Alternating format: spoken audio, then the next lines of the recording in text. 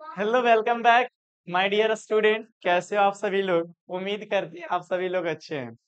और आप सभी का स्वागत है आपके अपने परिवार मैथ्स गुरु रंजीत में। तो आज हम लोग स्टार्ट करने वाले हैं वर्ण का उच्चारण स्थान, जो कि बहुत सारे स्टूडेंट को दिक्कत होती है, समस्या होती है कि वर्ण का उच्चारण स्थान सवाल होता है कैसे करेंगे।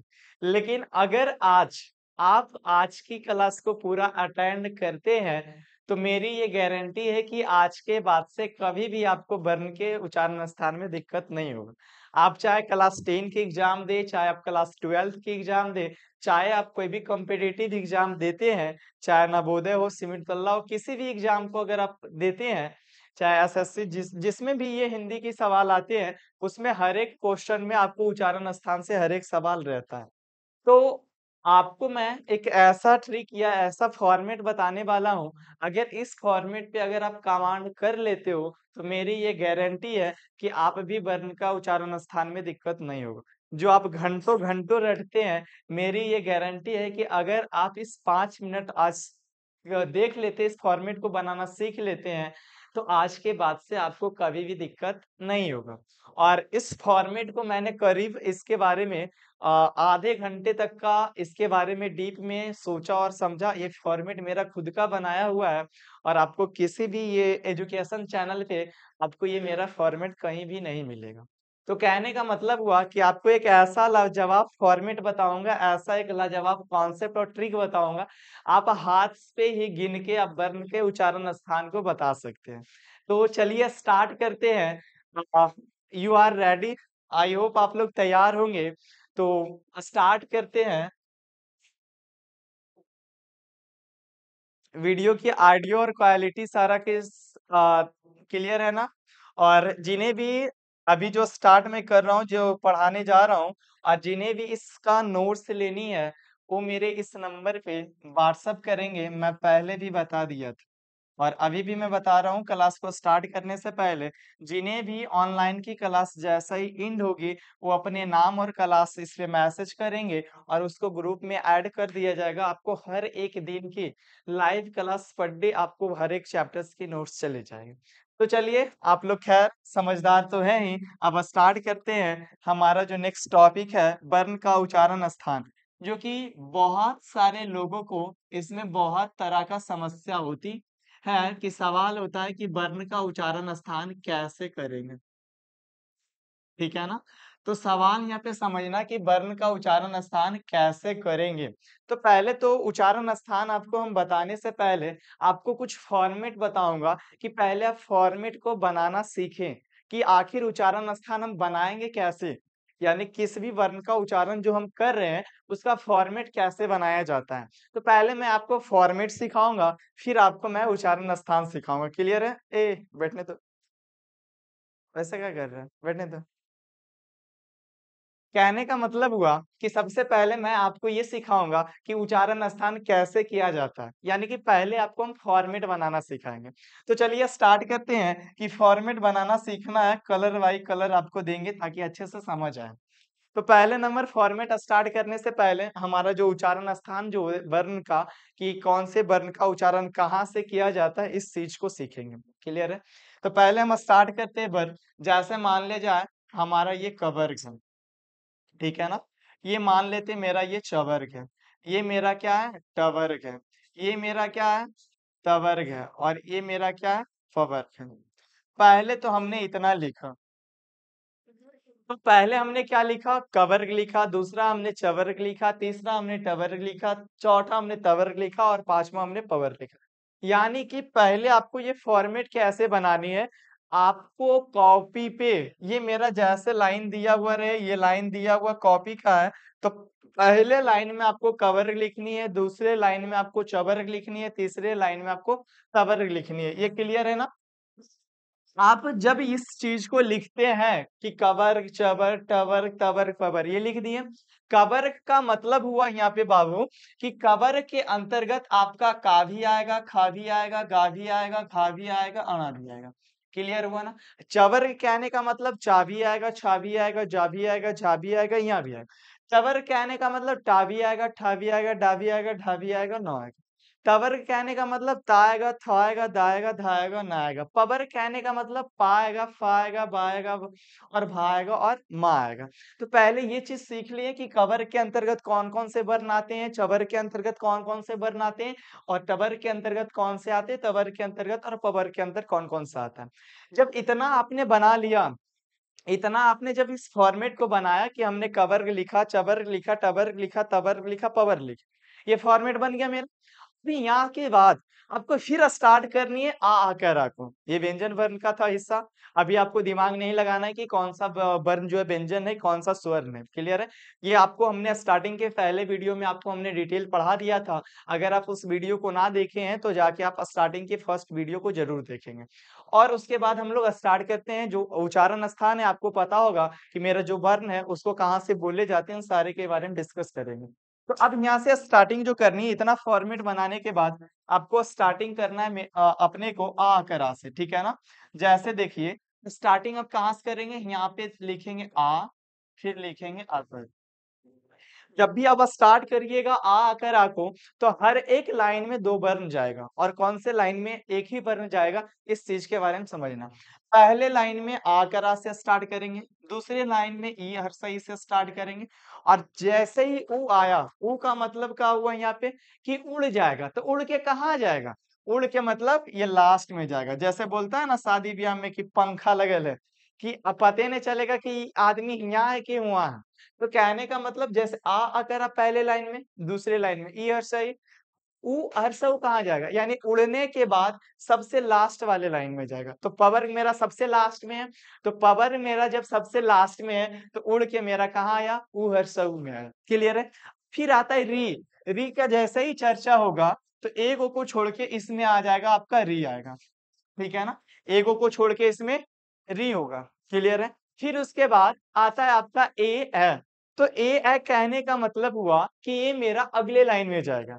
यानी कि पहले हमने जो वर्ण था, यानी कि जो हमारा संख्या था, जैसे ये मेरा लाइन था, इस लाइन में हमने कवर चवर टवर तवर पवर में भर लिया था। रे कवर शवर टवर पवर में हमने इसको भर लिया था। तो उसके बाद इस लाइन में पांचों लाइन में क्या भरा? आ कर आ, ई हर्षा ई और लास्ट में उड़ के गया ऊ हर्षा ऊ और ए को छोड़ के जाएगा, उसमें री जाएगा। फिर आता ए। तो ए जो आएगा वो अगले लाइन में एक साथ आएगा, ए। फिर अगले लाइन में आएगा ओ एक साथ। ये क्लियर हुआ ना? यानी कि कहने का तात्पर्य ये हुआ कि हर एक वर्ण आपका दो दो को साथ ले जाएगा। कौन कौन सा गया? आ आकर आ एक लाइन में जाएगा, फिर ई हर्षा ई एक लाइन में जाएगा, ऊ का मतलब उड़ के सबसे लास्ट आएगा, फिर एगो को छोड़ के इसमें आएगा री आएगा।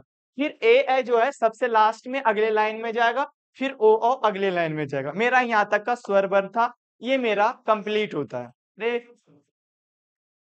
शांति से बैठो, ठीक? हल्ला नहीं। ओके, देखिए गेट का लगा रहे हैं, नहीं आएगा तो कौन रुक गया? सब रिकॉर्ड हो रहा है। अब खड़ा कर देंगे यहाँ पे तो तू लोग का भी शकल देखेगा, बोलेंगे को बंदर के देखना है तो देख लीजिए। देखिए ओ और यहाँ तक कर लिए कंप्लीट। अब उसके बाद यहाँ पे समझना कि पहले इतना हमने कंप्लीट किया।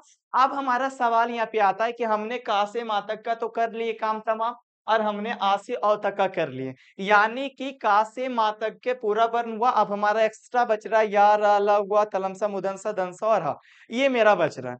सवाल आता है यहाँ पे कि या रा ला को कैसे सजाएंगे? ठीक है, अब या ला को सजाना सीखिए। देखिएगा कुछ नहीं करना है, बस एक्स्ट्रा आपको कभी भी दिमाग दिमाग नहीं लगाना है। देखिएगा कैसे करते हैं। पहले लाइन को अब छोड़नी है, या रा ला को स्टार्ट करने के लिए हम पहले लाइन को छोड़ेंगे। तो पहले लाइन ये मेरा है, पहला लाइन छोड़ेंगे, दूसरे लाइन से स्टार्ट करेंगे या, फिर अगले लाइन में जाएगा रा, फिर अगले लाइन में जाएगा ला और अगला जो है वा, वो हमेशा लास्ट में जाएगा। वा का मतलब कहता हूँ, तो ऊ का मतलब यहाँ से हट के ये सीधा कहाँ आएगा? ये वा जो है मेरा वो हट के सीधा लास्ट में आएगा। क्लियर है ना? कहने का मतलब पहले लाइन को आपको छोड़नी है, दूसरे लाइन से स्टार्ट करना है या, फिर अगले लाइन में जाना है रा, फिर अगले लाइन में जाना है ला, और फिर उस लाइन को छोड़ के सबसे लास्ट में आना है वा। वा का मतलब कहता है ऊ है, ई है, तो ऊ का मतलब सबसे लास्ट के लाइन में चला है। फिर आता है मेरा तलमसा मुधनसा, तो तलमसा मुधनसा भी जाना है। अरे तलमसा मुधनसा भी जाना है, तो अगले एक लाइन को छोड़ के जहां से या को स्टार्ट किए वहां से जाएंगे। तो तलमसा मुधनसा और आपका यहाँ पे दंसा, और हा जो बचता है ये हमेशा ऊपर के लाइन पे आ जाएगा। क्लियर है ना?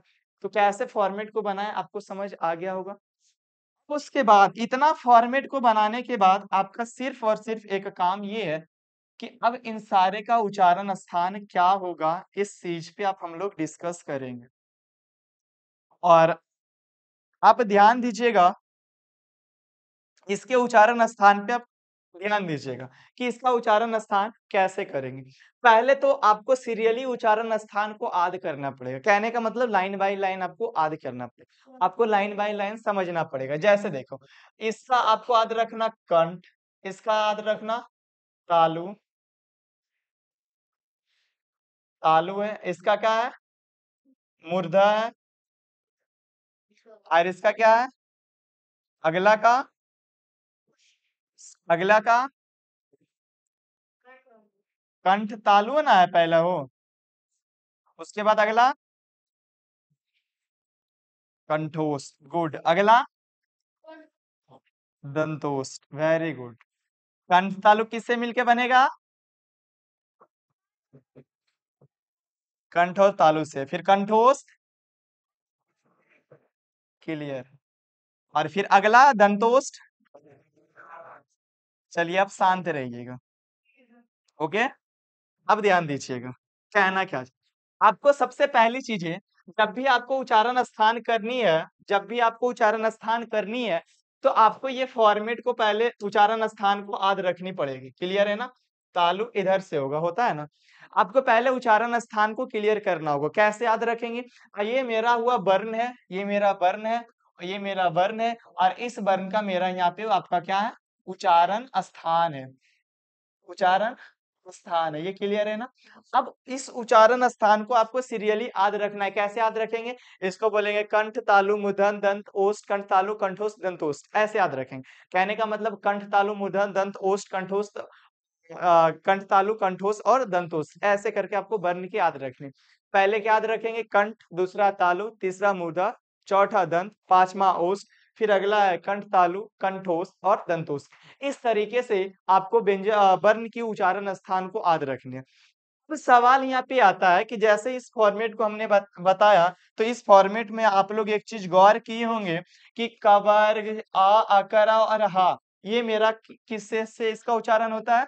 कंठ से होता है। और अगला जैसे मेरा चवर्ग है, ई हर्षई या और सा है ना, वो मेरा तालु से होता है। तो इस चीज को आपने एक फॉर्मेट के मदद से, जैसे हमने आपको बताया, उस चीज को फॉलो करके आपने इस फॉर्मेट को बना लिया। आपके एग्जाम में जो दरअसल सवाल आती है वो इस प्रकार से आती है कि आप बताइए भाई साहब, औ का उच्चारण स्थान क्या होगा, या ए का उच्चारण स्थान क्या होगा, या वा का उच्चारण स्थान क्या होगा, या फिर माँ का उच्चारण स्थान क्या होगा। आपके एग्जाम में इस तरीके का ही सवाल आती है। क्लियर है? अब उसके बाद यहाँ पे ये समझना कि जैसे इतना का आपको एग्जाम में इस तरीके के सवाल आती है, लेकिन अब यहाँ पे सवाल ये उठता है कि एग्जाम में कम टाइम में हम बनाएंगे कैसे। अगर इस फॉर्मेट को अगर हम बनाने में टाइम दे दें, तो एक्स्ट्रा मेरा इस फॉर्मेट को बनाने में मैक्सिमम करीब करीब तो जाते जाते 3 मिनट की ही टाइम लग जाएगा। ठीक है ना? तो जब 3 मिनट की ये टाइम मेरा लग जाएगा, तो कहने का मतलब मेरे पास एक्स्ट्रा टाइम बचेगा नहीं। तो इस चीज को अब आसान करने के लिए मैं आपको हाथ पे इस बनाना सिखा देंगे फॉर्मेट। आपको जिस तरह का सवाल आए, पहले आप उस तरह का सवाल आप खुद से बना सकते हो। पहले आपको हाथ पे सिखाने से पहले कुछ क्वेश्चंस कर लेते हैं। जैसे मान लिया जाए, जैसे मान लिया जाए, देखिएगा यहीं पे, जैसे मान लिया जाए आपसे पूछे माँ का उच्चारण स्थान बताइए, तो सबसे पहले ये चीज सोचिए कि माँ का उच्चारण स्थान हमको अगर बतानी है, तो माँ पहले आता कहाँ पे है? तो माँ पहले किस वर्ण के अंतर्गत में आता है, पहले ये माँ खोजिए, ये किसका टूटा हुआ एक हिस्सा है। तो पहले आपको पता चला कि हमारा प वर्ग में आता है माँ, यानी कि पाफा बाभा माँ। माँ आता है 5वें स्थान पे, ये मेरा प वर्ग के अंतर्गत आता है। तो प वर्ग आप खोजिए कहाँ पे है, पता चला प वर्ग यहाँ पे है। प वर्ग का उच्चारण स्थान क्या होता है? ओष्ठ होता है। लेकिन अभी आप देख के बता रहे, लेकिन आपको अब हाथ पे ही जवाब देनी। कैसे देंगे? इस फॉर्मेट को बनाना सीखेंगे अभी जस्ट। क्लियर है ना? तो आप ध्यान दीजिएगा इस फॉर्मेट को हाथ पे कैसे बनाएंगे। क्लियर है ना? देखिए, जैसे मान लिया जाए आपके एग्जाम में किसी तरह का भी सवाल आती है, कोई भी सवाल आती है, उस चीज को आप जैसे देखना कि मान लिया जाए मेरा आ,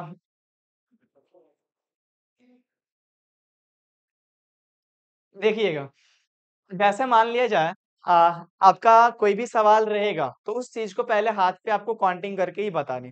कैसे बनाएंगे? तो देखिए, ये मेरा हाथ की 5 अंगुलियां हैं। इस 5 अंगुलियां को आप गौर कीजिएगा और आपके पास भी, आपके हाथ में भी ये 5 अंगुलियां होगी। ठीक है ना? कहने का मतलब आपके हाथ में भी 5 अंगुलियां हैं, मेरे भी हाथ में 5 अंगुलियां हैं। तो अब इस 5 अंगुली की कमाल से हम लोग वर्ण का उच्चारण स्थान सीख जाएंगे। कैसे सीखेंगे? देखिएगा, जैसे ये मेरा हाथ की 5 अंगली है, तो सबसे पहले अंगली को हम लोग क्या बोलेंगे?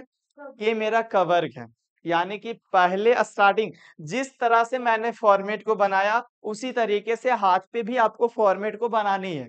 ये क्लियर है ना? यानी कि हाथ पे जिस तरह मतलब जिस तरह से अभी हमने आपको समझाया, जिस तरह से अभी आपको हमने बताया कि फॉर्मेट ऐसे बनानी है, तो आप हाथ पे भी फॉर्मेट ऐसा ही आपको भी बनानी है। क्लियर है ना? अब देखना कैसे बनाएंगे। जैसे मान लिया जाए ये मेरा हाथ है, इस हाथ को हम हमेशा, इस अंगुली को हम कहेंगे कवर। हमेशा हाथ की इस अंगुली को हम कहेंगे कवर, और इस वाले अंगुली को हमेशा कहेंगे चवर। फिर तीसरे वाले अंगुली को हमेशा कहेंगे टवर। इस वाले अंगुली को हम लोग कहेंगे तवर, और हमेशा इस वाले अंगुली को कहेंगे पवर। ठीक है? इतना कर लिए, यानी कि हमने स्टार्टिंग किया था कवर से लेके पवर तक का, सजाए थे वर्ण को। तो ये कवर्ग है, ये चवर्ग है, ये टवर्ग है, ये तवर्ग है, ये पवर्ग है। पहले इतना ही का उच्चारण स्थान सीखेंगे। यानी कि कवर्ग है, चवर्ग है, टवर है, तवर है, पवर्ग। और हमेशा उच्चारण स्थान आपको हमने बोला कि आपको स्टार्टिंग करना है हमेशा कंठ से। तो ये मेरा हमेशा जब भी होगा तो ये अंगली हमारा कंठ होगा, ये तालु होगा, ये मूर्धन होगा, ये दंत होगा, ये हमारा ओष्ठ होगा। क्लियर है? तो ये मेरा क्या है? है, मूर्धन्य है, ओष्ठ है। आपके एग्जाम में सवाल जिस तरीके से आती है उस चीज को देखिएगा। अब देखिएगा, देखिए, जैसे मान लिया जाए आपका सवाल बोले कि माँ का बताइए पहले उच्चारण स्थान। ठीक है ना? अभी आपको हाथ पे जस्ट बतानी है। पहले ये चीज सीखिए कि माँ जो है वह किस वर्ण का टूटा हुआ एक हिस्सा है। यानी ये माँ जो है वह किस वर्ण के अंतर्गत आता है, यानी किस व्यंजन वर्ण के वर्ग के अंतर्गत ये माँ आता है। तो माँ जो है वह किस व्यंजन वर्ग के अंतर्गत में आता है हमारा? तो पवर्ग में आता है। क्लियर है ना? तो पवर्ग को खोजिए, मेरे हाथ में कहाँ पे पवर्ग आता है? तो ये देखिएगा, ये कवर्ग है, ये चवर्ग है, ये टवर्ग है, ये तवर्ग है, ये पवर है। तो ये 5वें नंबर वाले हाथ पे हमारा पवर्ग आया। इसका मतलब माँ मेरा कहाँ पे है? 5वें नंबर पे। अब इसका उच्चारण स्थान खोजेंगे, क्योंकि जैसे ही आपको माँ मिला कहाँ पे? पवर्ग में मिला, ये 5वें नंबर पे। अब इसका उच्चारण शुरू करेंगे, कंठ, तालु, मूर्धन्य, दंत, ओष्ठ हो जाएगा। तो इसका उच्चारण स्थान मेरा क्या होगा? ओष्ठ होगा। क्लियर है? जैसे फिर से आपसे पूछे कि बताइए, आप बताइए कि जा का उच्चारण स्थान क्या होगा? तो जा का जैसे ही उच्चारण स्थान पूछे, पहले ये खोजिए जा किस व्यंजन वर्ग के अंतर्गत आ रहा है। ठीक है ना? किस व्यंजन वर्ग के अंतर्गत ये जा आता है? तो मेरा आता है, देखिए, चा छा जा। तो जा चाछा में आ रहा है, यानी कि ये मेरा चवर्ग में आ रहा है। तो अब ये पता चला कि ये किसके अंतर्गत है? चवर्ग के अंतर्गत। अब करिए, ये मेरा कवर्ग है, ये चवर्ग है। तो यानी कि ये दूसरे अंगली अंगली पे आया ना, तो ये मेरा कंठ होगा, ये दूसरा तालु होगा। तो मेरा आंसर जवाब होगा तालु होगा। क्लियर है ना? आई होप ये समझ में आ गया होगा कवर से। यानी कि अभी तक हमने कितने का उच्चारण स्थान सीखा? तो का से माँ तक के सारे का उच्चारण स्थान आप सीख लिए। उम्मीद करता हूं कि का से लेकर माँ तक के बीच में जितने भी व्यंजन वर्ण आ रहे हैं, उन सारे का अगर आपसे उच्चारण स्थान पूछेगा तो आप बता सकते हो हाथ के इस 5 अंगली के खेल के कमाल पे। कहने का मतलब हमेशा ये कबर गए, चबर गए, टबर गए, तबर गए, पबर गए। इसको कवर कहने का मतलब कवर का आपको जस्ट हमने पहले ही बताया था कि कवर का मतलब यहाँ पे होता है, कवर का मतलब यहाँ पे यही होता है कि कवर का मतलब होता है इसमें काखा गाघा अड़ा सारा आ जाएगा। चबर का मतलब इसमें चाचा जाजा सारा आ जाएगा। तो सारा का उच्चारण कहाँ से होगा? कंठ तालु मुद्रा दंत ओस, इस तरह से आप निकाल सकते हैं। उम्मीद करते हैं ये आपको समझ में आया होगा कासे माँ तक की कहानी। लेकिन फिर आगे बढ़ते हैं। आगे जिस तरह से हमने आ कर आ को सजाया, फिर वहीं से स्टार्ट करते हैं। आ कर आ को फिर हमने बताया कि जब भी स्टार्ट करनी है, पहली अंगुली से स्टार्ट करनी है। हमने पहली अंगुली हमेशा ये माना, और आप भी कोशिश करिएगा हमेशा पहली अंगुली आपका यही होना चाहिए, ताकि आप बाद में कन्फ्यूज ना करें। यानी कि जब आपकी तरफ ये हाथ आपकी तरफ इस तरीके से हो, आप इस तरीके से ऐसे काउंटिंग कर सकते हो। क्लियर है ना? तो अब यहाँ पे देखना कि आ आकर आ को कैसे सजाएंगे। क्लियर है? देखिएगा, जैसे हमने कवर को जिस लाइन से सरियाया था, उसी लाइन से स्टार्टिंग फिर से करनी है आ आकर आ को। और आपके एग्जाम में जिस तरह का सवाल रहेगा वैसे ही बनानी है, अभी जस्ट आपको हम बताएंगे भी। क्लियर है? जैसे देखिए ये मेरा आ आकर आ है, तो आकर आ ये मेरा अंगुली है ना। देखिए, इसको हमने माना आ आकर आ, इसको हमने माना ई हर्ष ई, और इसको हमने माना अ, देखिए इस अंगुली को पहले हमने क्या बोला कि पहले लाइन में हमको आ करा को सरियाना है। तो पहले अंगुली में हमने आ करा को सरियाया, दूसरी अंगुली में हमने ई हर्षई को सरियाया, फिर अगले लाइन में ऊ हर्षऊ का मतलब इस लाइन से उड़ के लास्ट में, तो लास्ट वाला अंगुली मेरा ये है ना, तो लास्ट में उड़ के ऊ हर्षऊ इस अंगुली पे आया। यानी आ करा इस लाइन में, ई हर्षई इस लाइन में, ऊ का मतलब उड़ के इस लाइन में ऊ हर्षऊ आया, री का मतलब एगो को छोड़ के इसमें बोले री आया, तो इसमें री आया। फिर हमने आपको क्या बोला? ए ए अगले लाइन में जाएगा, ओ अगले लाइन में जाएगा।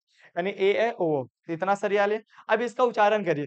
कंठ तालु मुदत दंत ओष्ठ कंठ, कंठ तालु कंठोष्ठ, इतना इसका उच्चारण है। आपको जहां से सवाल करे आप बता सकते हैं। जैसे मान लिया जाए बोले, जैसे मान लिया जाए बोले, आपसे बोलेगा कि जैसे मान लिया जाए आपसे सवाल करेगा कि औ का उच्चारण स्थान बताइए, तो आपको दिमाग ज्यादा नहीं लगाना है का कवर चवर पे। जैसे ही देखा ये आ आकर आ के अंतर्गत में आ रहा है, तो आ आकर आ का अंतर्गत में आता है, तो जब भी आए तो पहले आ आकर आपको आपको हाथ पे फॉर्मेट सजानी। जैसे ये मेरा आ आकर आ हुआ, ई हर्षई हुआ, उड़ के गया लास्ट में, ऊ हर्ष हुआ, एगो को छोड़ के इसमें आया री, ए इसमें आया, ओ इसमें आया, यानी कि सातवें अंगनी पे ओ आया। तो अब इसका उच्चारण देखिए, सातवें अंगनी पे ये है ना, तो सातवीं अंगनी पे जो उच्चारण स्थान आएगा वही मेरा आंसर होगा। तो जैसे देखिए ये कंठ है, तालु है, मुद्दा है, दंत है, ओष्ठ है, कंठ तालु है, ये मेरा क्या होगा? कंठोष्ठ होगा। तो ओ का उच्चारण स्थान क्या होगा? कंठोस्थ होगा। क्लियर है ना? इस तरीके से आपको उच्चारण स्थान निकालने हैं। जैसे मान लिया जाए हमको बोले री का उच्चारण स्थान खोजिए, तो री का उच्चारण स्थान कहाँ आएगा? आ करा ई हर्षई ऊ दीर्घ ऊ उड़ के यहाँ आया, री यहाँ आएगा, तो कंठ तालु मूर्धर। री का उच्चारण स्थान क्या होगा? मूर्धा हो जाएगा। क्लियर है ना? तो इस तरीके से हम लोग उच्चारण स्थान को निकाल सकते हैं। क्लियर है ना? सो गया हो।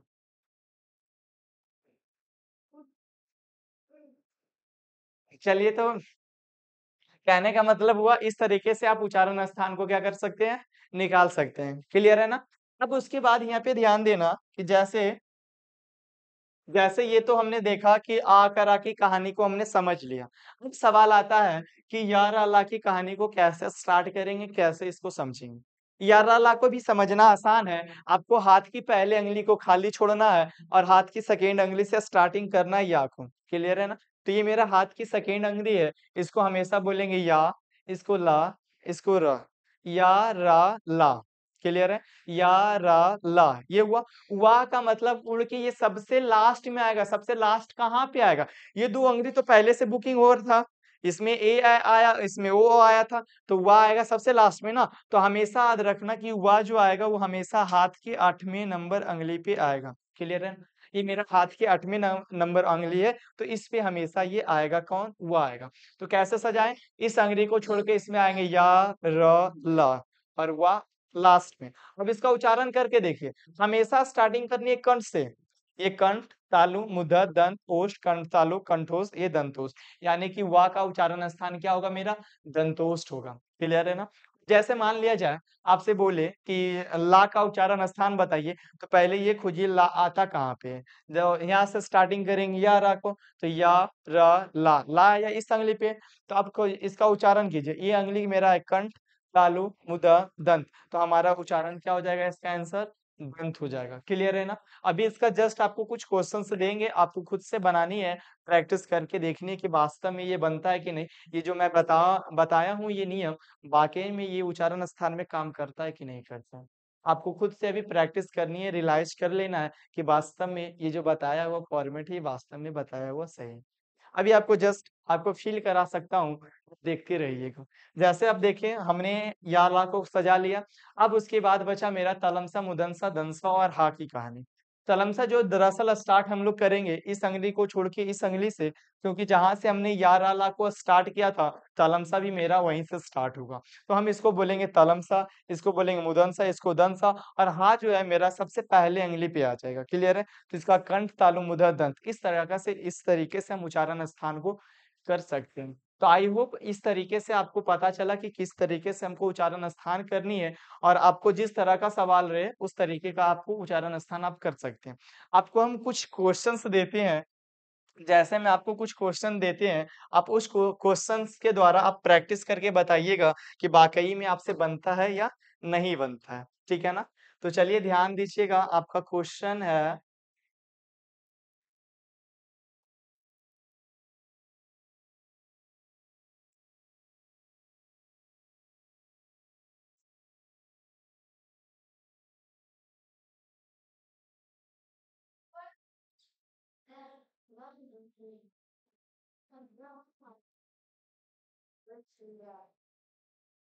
ध्यान दीजिएगा।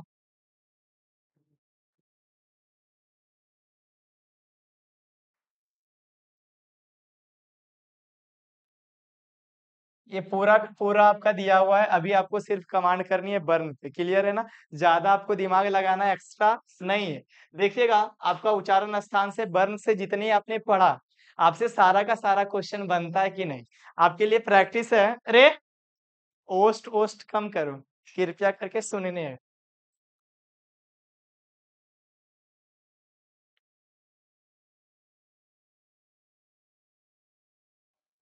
चलिए ध्यान दीजिएगा। देखिएगा, पहला सवाल आपसे अभी जस्ट पढ़े आपने और उम्मीद करते हैं आपको समझ आया होगा और आप इसका आंसर जरूर बताएंगे।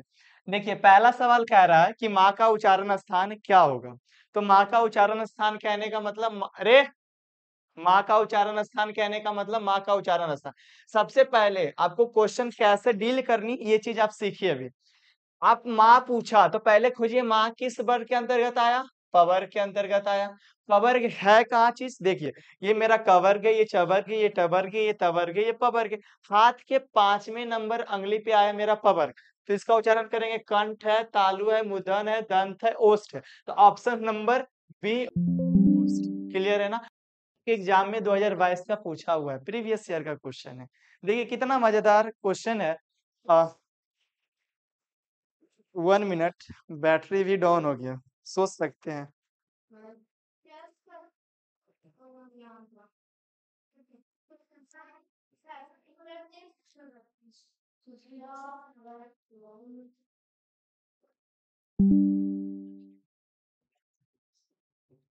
चलिए अब ध्यान दीजिएगा, आपका ये प्रीवियस ईयर का सवाल है, दिख रहा है ना क्लियर इसके?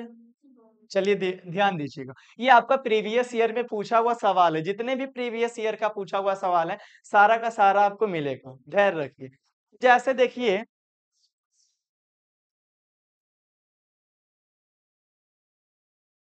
तो यहाँ पे देखिएगा अगला सवाल आपका पूछता है या रा ला हुआ कौन सा व्यंजन वर्ण आता है? तो आपको हमने बताया था ना कि या रा ला हुआ और या रा ला हुआ हमारा कौन सा व्यंजन वर्ण के अंतर्गत आता है? अंत अस्त व्यंजन वर्ण के अंतर्गत आता है। तलमसा, मुदनसा, दंसा और हा, ये चार जो है हमारा उस व्यंजन वर्ण के अंतर्गत आता है। और का से लेकर माँ तक के जो व्यंजन वर्ण है उसको हम लोग स्पर्श व्यंजन वर्ण कहते हैं। क्लियर है ना? तो हमारा आंसर नंबर क्या होगा? ऑप्शन नंबर सी सही होगा। हिंदी में अनुनासिक वर्ण की संख्या कितनी है? आपको हमने बताया ना, अनुनासिक वर्ण कितना है? 5 है। और कौन कौन सा है? तो किसी भी व्यंजन वर्ण के, ठीक है ना, समझना, किसी भी स्पर्श व्यंजन वर्ण के वर्गों के सबसे सबसे 5वें नंबर स्थान पे जो वर्ण आते हैं उसी वर्ण को हम लोग अनुनासिक वर्ण कहते हैं। आपको पता होगा कौन कौन सा है? अड़ा है, किया है, ना है और आपका क्या है, माँ है। इस 5 गो, ये 5 गो को हम लोग क्या कहते हैं, अनुनासिक वर्ण कहते हैं। क्लियर है ना? तो इसकी टोटल संख्या कितनी है, 5 है। देखिए 2022 में आपका पूछा हुआ है, पढ़ें आपको पता होगा। अणा का उच्चारण स्थान क्या है, क वर्ग में आ रहा है, क ख ग घ ङ। तो का होगा तो आंसर नंबर कंठ होगा। अब टा का उच्चारण स्थान, तो ये टबर तीसरे नंबर पे आया, कबर चबर टबर, तो कंठ तालु ऑप्शन नंबर। अरे ये आपके एग्जाम में देख रहे होंगे, ये 2023 का सवाल है, आपके एग्जाम में 2023 में पूछा हुआ है। बनाने का कितना आसान है, बनाने में कितना मजा आ रहा होगा, उम्मीद है। चलिए आगे बढ़ते, जैसे देखिए बा का उच्चारण स्थान क्या होगा, तो ये आप शांति रहिए, थोड़ा सुख मेरा भी आवाज जाने दीजिए। बा का उच्चारण स्थान कहने का मतलब हुआ कि ये आता है किसके अंतर्गत, पवर के अंतर्गत आता है, ठीक है ना। तो जब ये पवर के अंतर्गत आता है तो हमारा पवर कितने नंबर पे आता है, 5वें नंबर पे आता है, तो इसलिए option number C is the. चलिए अब देखिए, ये मेरा अब शब्द से कुछ क्वेश्चन है, लेकिन जिस टाइम मैं आपको शब्द पढ़ाऊंगा उस टाइम आपको क्वेश्चन कराऊंगा, और भी आपको बहुत सारा क्वेश्चन मिलेगा, लेकिन आपको एक झलक दिखलाएं कि वास्तव में इस फॉर्मेट पे हमारा काम कर रहा है और बन रहा है। उम्मीद करता हूँ आज की क्लासेस आपको अच्छे से समझ में आया होगा। तो आज की क्लासेस को हम यहीं पे द एंड करते हैं, और फिर मैं मिलता हूँ आपसे अगले क्लास में। जब तक के लिए इतना ही। I have a great nice day.